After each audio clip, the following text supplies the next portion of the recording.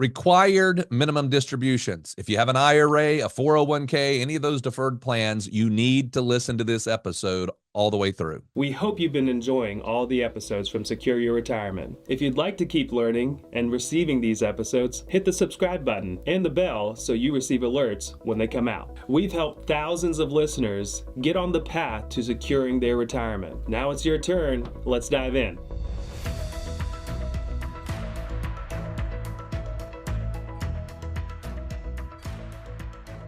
Welcome to Secure Your Retirement Podcast. Today is an exciting day. It's always exciting when we can talk about taxes or something fun like required minimum distributions. And it's so fun. We always have our own, very own in-house enrolled agent, financial planning guru, Taylor Wolverton. So Taylor, thank you so much for coming on and talking with us and our listeners today.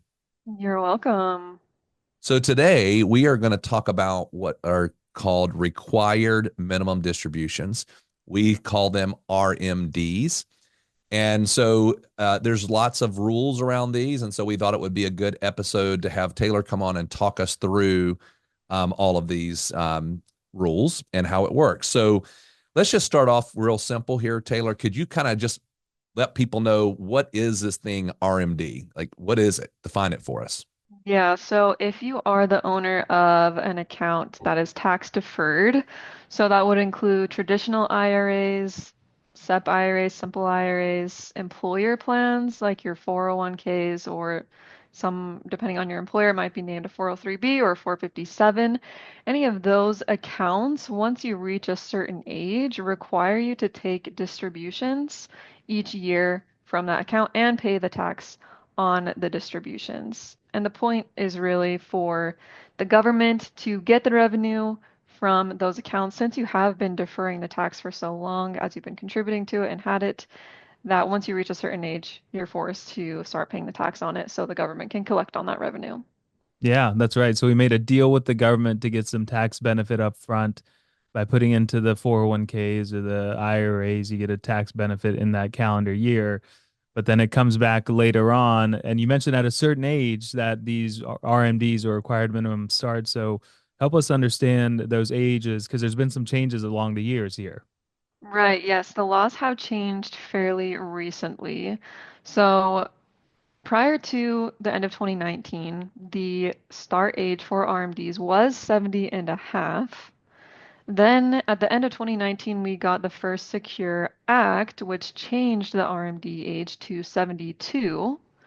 And then we got Secure Act 2.0 in 2023 that split the start age into kind of different categories. So depending on your birth year now, that determines your RMD start age. So for those born between the years 1951 and 1959, the start year or your start age is now going to be 73 years old. And if you were born in 1960 or later, then your RMD start age is 75. So if you have family members or you're talking to your neighbors about RMDs and they said, I started when I was 70 and a half, or I started when I was 72, and you're wondering what your start age is, that's why. The laws changed, so it does now depend on your birth year. So quick clarification, and this is the question we get all the time in meetings is, I turned 73 in May of this year. So do I have to wait until May to start taking my required minimum distribution? It does just depend on the year only. So if your birthday is in May, then you can take your RMD on January 1st of this year. So what I wanted to make sure is that it's the year in which you turn that age is the big Correct. thing for Mhm. knowing when to start. Okay, great. Yeah. Okay, so let's talk about this because I think, if my mind goes to a required minimum distribution, and then I say, okay, now you've just given me these years and dates and all that kind of stuff. How much am I going to have to take? And how does that math work out? Mhm. Yes, so it is calculated every single year based on the prior year account balance and your age. So if you're turning 73 in 2025, let's say, use that as an example. Let's just say you have $1 million IRA balance. We need to take the IRA balance on December 31st of the prior year. So in this example, that's going to be December 31st of 2024. So let's say that date your IRA balance total across all of your IRA accounts was $1 million. Then we're going to need to refer to what is called the Uniform Lifetime Table. This is a table published by the IRS, and you can just find it like on the IRS website, or I know a lot of custodians also publish their own version of it, but it's always the same numbers. So we'll refer to the IRS Uniform Lifetime Table, which gives us a lifetime factor based on your age that's also used in the calculation. So for age 73, the factor from that table is 26 and a half. Actually, I have the table up. If you want me to share my screen, I could show it for those that are watching the video version.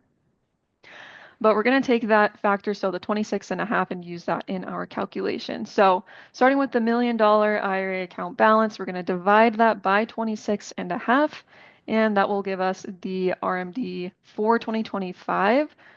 So this is what the uniform lifetime table looks like. For those watching the video, you can see the age, and then you'll see what's labeled as distribution period, or sometimes referred to as the lifetime factor. So on this table, age 73, you can see the lifetime factor is 26 and a half. And that's why I say we recalculate it every single year, because the lifetime factor changes each year. So for age 74, the lifetime factor is 25 and a half. For age 75, it's 24.6, and it keeps going down each year as your age increases. Very good. So again, nothing ever is that simple. No. Right. So when we're talking about getting the number from, and this is probably just off of your own experience, getting the calculation done, what would your advice be to someone that's turning 73 and they know they have to take an RMD? Should they go calculate it themselves? There are usually the custodian, like if you have your accounts at Schwab, which is where we have all of our clients' accounts, then Schwab will automatically calculate the RMD for you.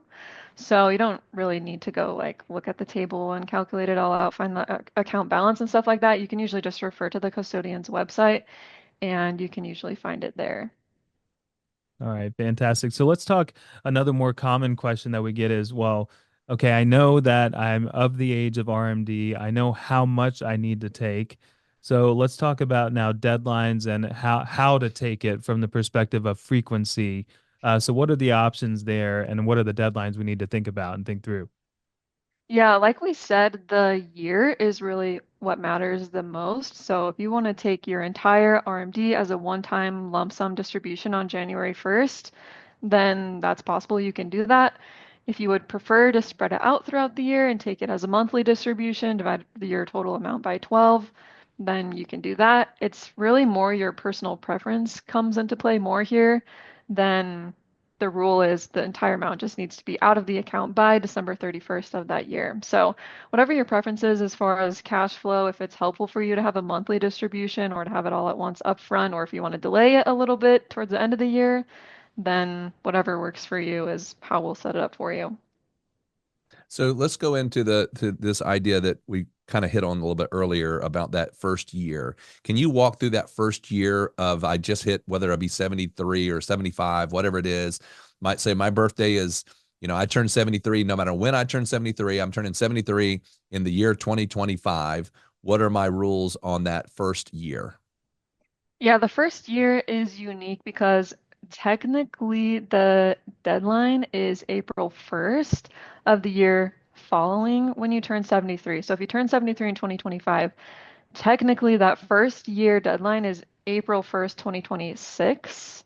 So if for some reason you miss it, it just gives you, a few more months to adjust to that new requirement. If you do delay until April 1st, you have to pay the tax on that year's RMD plus the tax on in this example, the 2026 RMD. So in a way, you're almost doubling your RMD for that second year. So I've never made that recommendation to someone to intentionally delay. I don't think we've ever had a client situation like that. It's really just more of that like grace period, giving you a few more months in case you missed it because it is your first year. So probably don't do that intentionally, but it is just kind of there as a safeguard for you. Yeah, I mean, But every single year following that, the deadline is December 31st of that year. So, Yeah, I think about it this way. If a person has $1 million and they've got a, let's call it just for round numbers, a $40,000 distribution that they have to take, and then they don't take it. So then that first year, so now next year you got $80,000 you got to take because you're taking, you still your 2025 distribution. You just are delaying it until 2026. So now you got $80,000 of taxable money in 2026. So that could be a Exactly. very different taxable scenario for you. And so that's why we part. I don't ever remember telling anybody to defer either to April 1st. So Yeah. just that's a good thing to make sure we got in our minds. Yeah, I think you'd have to have a pretty unique type of income scenario to say, let me delay and take a double hit in the following year. So while Right. we're talking about hits and tax things like that, let's talk about how RMDs are taxed and what people want to think about as they're setting up their distributions. Right. So because our RMDs are coming out of our tax deferred accounts, our IRAs, our 401ks, those dollars have not the tax has not been paid on those dollars yet. So now that we are taking the distributions, every dollar is taxable in the year that the distribution comes out. It's taxed as ordinary income for both state and federal tax.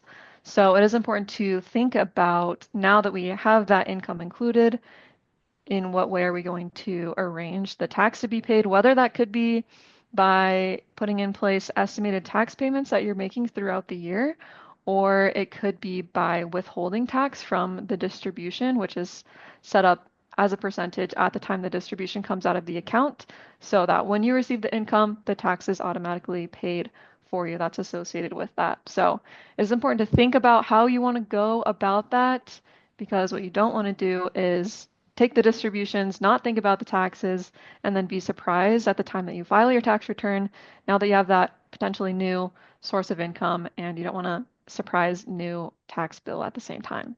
Yeah. So some of the things we get, with clients is they complain they don't need the money, and they go, you know what upsets me is I got this money sitting here and I've got to take it. And so now basically I just got to take it out of the account, pay the taxes, and they'll go put it in another account. But if a person is charitably inclined, what can they do with a portion of that distribution? Yeah, so if you do charitable donations throughout the year, what you can do is donate a portion of your RMD to charity. So let's say you have that $40,000 RMD this year and you want to donate $10,000 to a charity, then that $10,000 will go directly to the charity tax free. You don't pay any federal or state tax on that amount. That'd be a $10,000 distribution at 0% tax.